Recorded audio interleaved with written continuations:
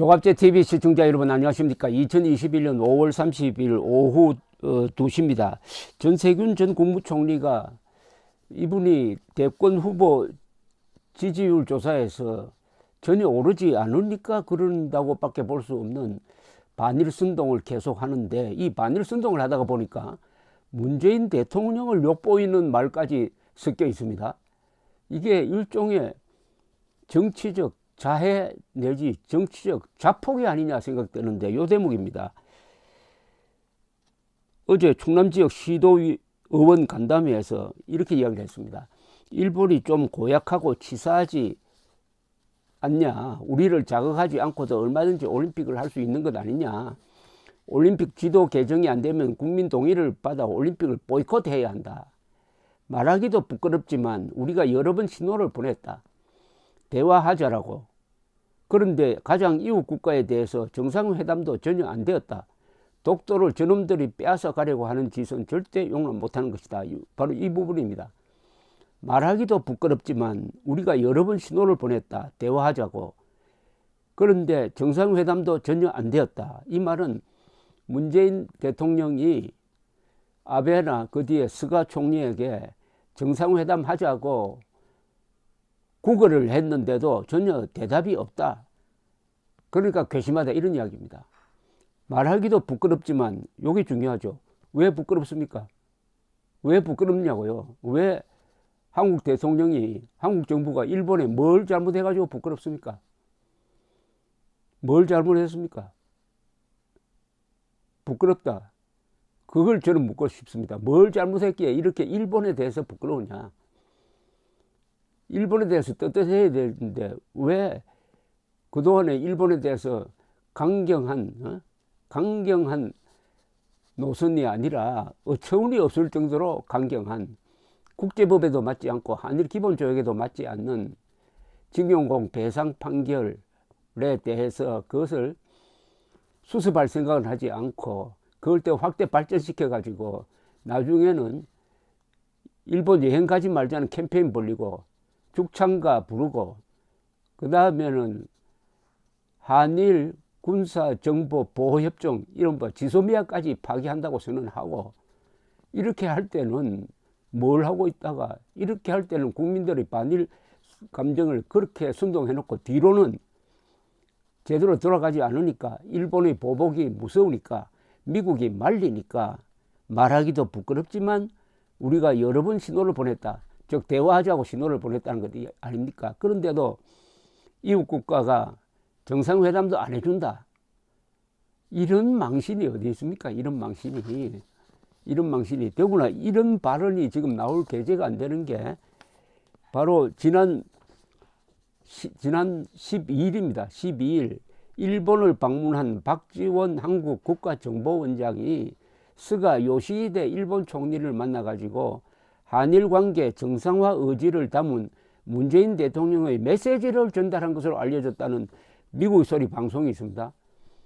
그런데 박지원 씨까지 들어서 가지고 지금 관계를 정상화하려고 하는데, 이 국무총리 지낸 이분은 이런 식으로 그 일본 정부에 대해서 놈자를 붙여가지고 욕을 하면은, 이것은 문재인 대통령의 지금 관계 복원 노력에도 찬물을 끼얹는 것 아닙니까? 전혀 문재인 대통령에게, 문재인 정권에 도움이 되지 않는 이런 발언을 왜 하느냐 이거예요. VOA 보도를 보면 있습니다.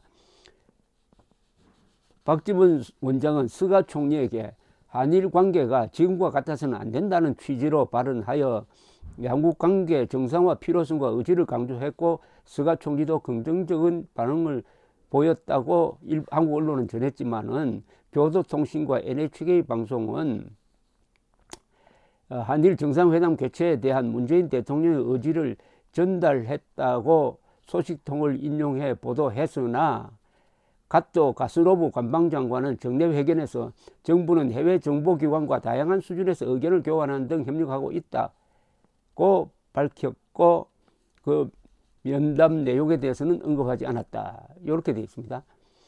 일각에서는 다음 달 영국에서 열리는 주요 7개국 G7 정상회의를 계기로 문재인 대통령과 스가 총리가 만날 가능성을 제기하고 있고, 올해는 G7 회의에 한국이 옵서버 자격으로 지금 초청을 받아가지고 문재인 대통령이 방문하게 되어 있습니다.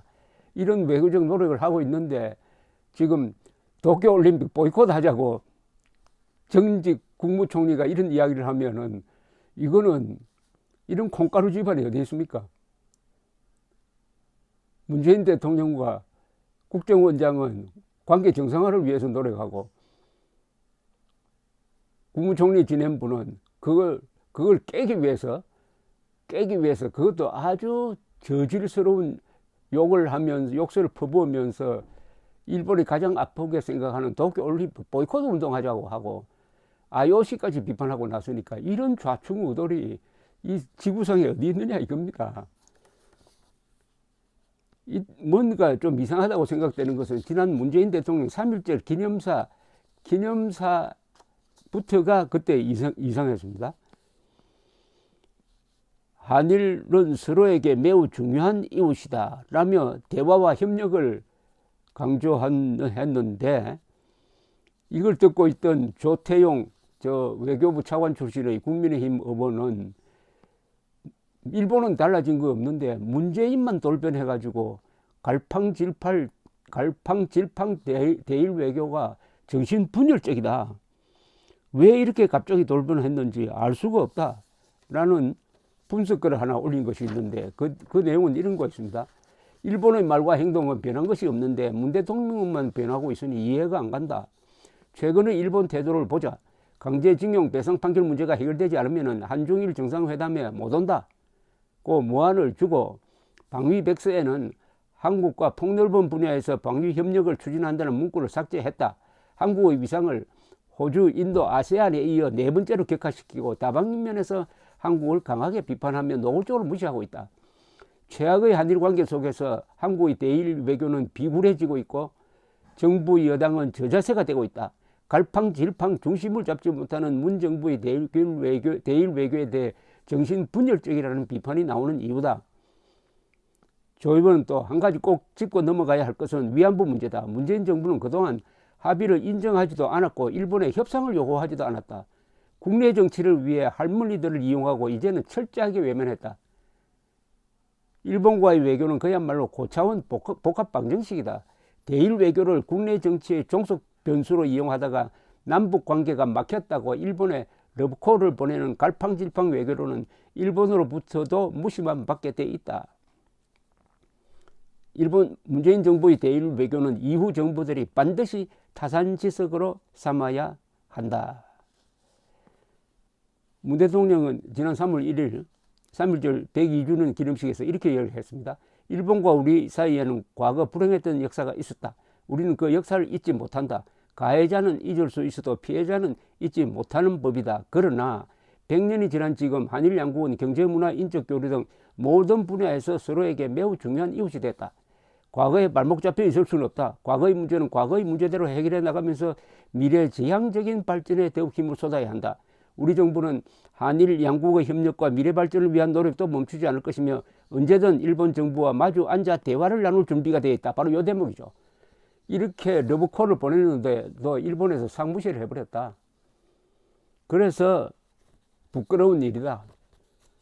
이런 고백을 국민 앞에서 할 정도가 되었으니까 대일 외교 파탄나고 김정은으로부터는 외면당하고 한미동맹 어렵게 만들었다가 다행히 바이든이 등장해서 이 정도로 지금 수습하고 있는 이 판국에 좀 마지막에 가서 잘해보려고 하는 문재인 정부에 대해서 전직 국무총리가 어떤 계산으로서인지 이렇게 불을 지르고 있습니다.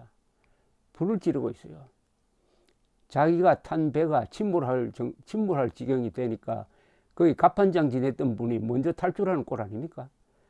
잘 마시던 우물에 침 뱉는 이런 행동을 하는 사람이 대통령이 되겠다고 나온 그 점에서 대한민국이 오늘 참 슬픈 날입니다. 감사합니다.